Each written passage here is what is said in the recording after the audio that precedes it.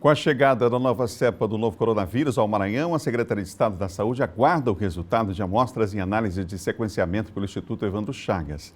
Para falar sobre esse e outros assuntos relacionados à pandemia, eu recebo aqui no estúdio o secretário de Saúde do Maranhão, Carlos Lula. Secretário, bom dia. Bom dia.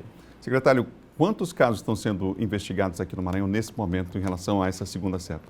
A gente enviou ao Instituto Evandro Chagas quase uma centena de exames, né?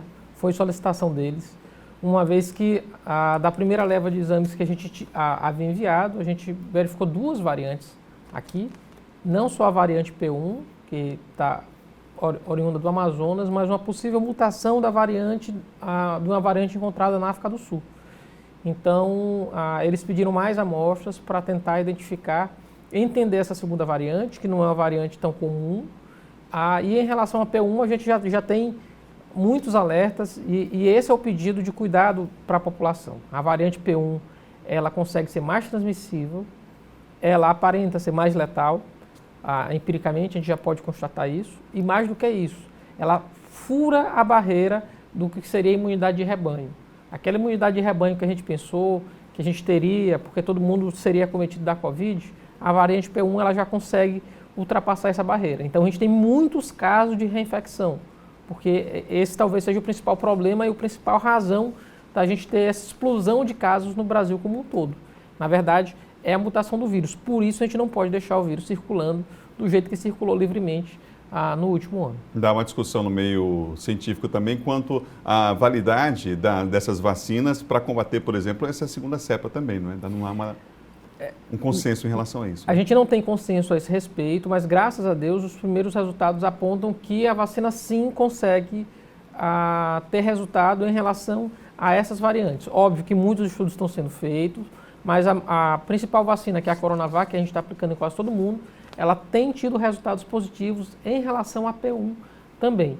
Então isso alivia um tanto o nosso coração, mas obviamente a gente está na quarta fase de teste das vacinas, né? A gente pode dizer assim, a vacina a gente só vai de fato descobrir a eficácia dela quando a gente vacinar a população como um todo e aí a gente notar como a doença vai se portar a partir da imunização de todo mundo.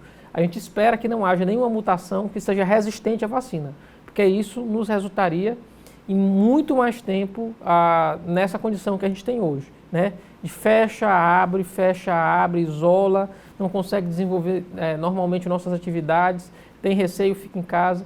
Então, esse é o pior cenário que pode acontecer, de eventualmente a gente ter o vírus mutado, modificado, resistente às vacinas. Secretário, nós recebemos até numa ação humanitária louvável aqui pacientes de Manaus, não é?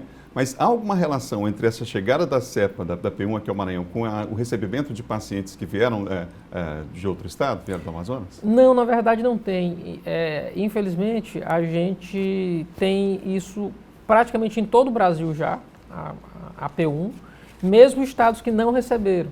Na verdade, a variante já estava em circulação. Tanto que o primeiro caso, é importante dizer, ele foi identificado no dia 31 de dezembro do ano passado, essa amostra foi coletada, de uma guarda municipal que trabalha em área de turismo, aqui na capital. Então, antes mesmo dos pacientes terem chegado, a gente já tinha essa variante em circulação no estado do Maranhão, infelizmente. Nós temos uma ocupação hoje, secretário, de 92%, a gente atualizou ontem à noite os números em relação à ocupação de UTI públicas aqui no estado. Na capital, por exemplo, a rede privada já com variação entre 90% e 100% o tempo inteiro, não é? O CONAS, que é o órgão que o senhor preside, o Conselho Nacional de Secretários de Saúde, já sugeriu desde a semana passada medidas mais restritivas, mais duras.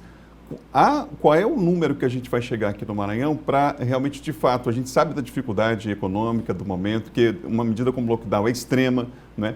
A gente viu o apelo dos empresários na semana passada sobre esse assunto para mudar o decreto, mas assim, qual é o limite? Qual é o limite para que se tenha, de fato, uma situação de uma medida mais restritiva, como, por exemplo, o lockdown no estado, ou pelo menos nas cidades em que a situação está mais grave? Alberto, a situação é tão grave que essa situação ela é vista dia a dia. Hoje a gente acorda com 25 das 27 capitais do Brasil com mais de 80% de ocupação.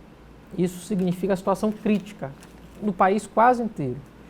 A gente tem analisado isso todos os dias. Hoje, Teresina bateu 100% de ocupação, no público e no privado. A situação de fato é grave e tem levado a gente a adotar medidas considerando a situação do dia a dia. A gente tem conversado muito com o governador, agora, obviamente, a gente sabe, as cartas são do secretário de Saúde, mas a gente sabe a dificuldade que é ter de decidir isso, porque a gente só não olha o ponto de vista sanitário, a gente também tem que olhar do ponto de vista social. A gente não tem auxílio emergencial hoje, a gente já vem de um ano muito ruim, de muita dificuldade, o PIB do Brasil caiu 4%.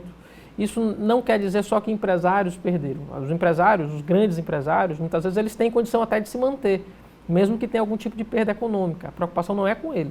A preocupação é com 50% da nossa mão de obra, que ela é informal. Então, vê só, é o camelô, é o garçom, é a pessoa que trabalha num dia para comprar comida no outro. A gente decretar uma medida extrema nesse momento, a gente fica entre a gente morrer do vírus ou morrer de fome. E a gente não tem condição de optar por nenhum. As duas opções são ruins. Então a gente tem tentado escolhido o caminho do meio. A gente tem feito isso com o governador e a gente tem certeza que ele, no momento adequado, se precisar, vai tomar medidas mais duras, com certeza. Os pesquisadores da Universidade Federal do Maranhão disseram que nas próximas semanas ou na próxima semana já pode se pensar num colapso da rede por conta do avanço da pandemia. 92%.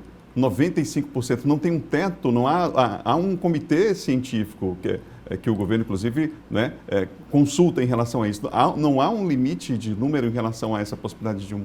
Tem sim, só que assim, eu respeito muito os profissionais da UFMA, a gente se baseia inclusive nos estudos dele para tomar alguma providência, mas eles não consideram nossa capacidade de expansão. Então, eu expandi leitos ontem na cidade de Imperatriz, hoje eu tenho expansão no Carlos Macieira, em São Luís, eu vou ter mais expansão de 72 leitos do HCI essa semana. Eu tenho a proposta de expansão para os próximos dias, para Bacabal, para Pedreiras, para Açailândia, para Lago da Pedra, para Caxias. Então, essa capacidade de expansão da nossa rede também não é considerada nesses estudos. Então, eu estou expandindo a rede na maior velocidade possível, exatamente para a gente não entrar em colapso. Obviamente, isso não é suficiente. Eu preciso que a sociedade me ajude. Eu sei que... Até agora a sociedade ajudou. A gente tem um decreto que está em vigor e vai até o dia 14. Ele fez algum efeito? O governador, na entrevista coletiva, falou claramente que até agora... O decreto ele não tem efeitos imediatos. Não se tem esse efeito. Porque quem está internando hoje, ele já estava doente há alguns dias. Então, ele vai ter efeito para daqui a 3, 4 semanas. Eu preciso que a sociedade entenda isso também. Porque eu não tenho como adotar uma medida hoje e achar que ela vai ter efeito amanhã. Ela não tem. Ela demora para surtir efeito. Eu tenho que diminuir a circulação de pessoas na sociedade. Então, vê só, a gente está fazendo blitz, a gente está fazendo mais ações, intensificando, multando. Eu peguei show ainda esse fim de semana. Eu tive que lacrar estabelecimento. Então, assim, se a sociedade continuar dessa forma, é muito difícil a gente achar que vai conter a curva ascendente da doença. Não vai. Eu preciso de ajuda, eu não tenho como colocar um policial ao lado de cada habitante. No final de semana a gente viu a Litorânea, infelizmente pontos ainda com muita gente no final de semana continua. Parece que a população não recebeu ainda esse recado. Ou na sexta-feira a gente teve a oportunidade de perguntar aqui a presidente do PROCON sobre aquele relaxamento em relação ao horário, se aquilo não poderia dar a entender à população de que a situação não está tão grave assim. Então é preciso, o senhor acabou de dizer que a situação é grave, é preciso que isso fique claro. E que as pessoas, enfim, tomem as medidas e a gente fica aguardando também para que, claro, cada um faça a sua parte, o Estado também tem a parte dele nesse processo. O senhor quer adiantar alguma informação aqui em relação a essa semana? O que está previsto, como o senhor disse, diariamente essas reuniões? Hoje haverá uma nova reunião de avaliação desses números? O que está previsto para hoje? A gente tem reunião de avaliação todos os dias no final da tarde, da qual faz parte o governador. A gente faz esse balanço geral do dia, vê o que a gente vai precisar de expansão, o que não vai precisar de expansão, que medida a gente vai adotar. Hoje, eu estou ganhando leitos no Hospital Carlos Macieira, porque eu estou ganhando leitos no Hospital do Servidor.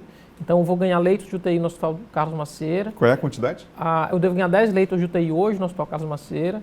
Eu devo ganhar mais 52 leitos de enfermaria na maternidade de alta complexidade nos próximos dias. Eu estou resolvendo só a questão da tubulação do oxigênio para fazer a ligação. Seria uma expansão, na verdade, da maternidade que a gente não vai utilizar nesse momento. É um prédio que não tem ligação com a maternidade hoje e seria a expansão da antiga Marli Sarney, hoje maternidade de alta complexidade.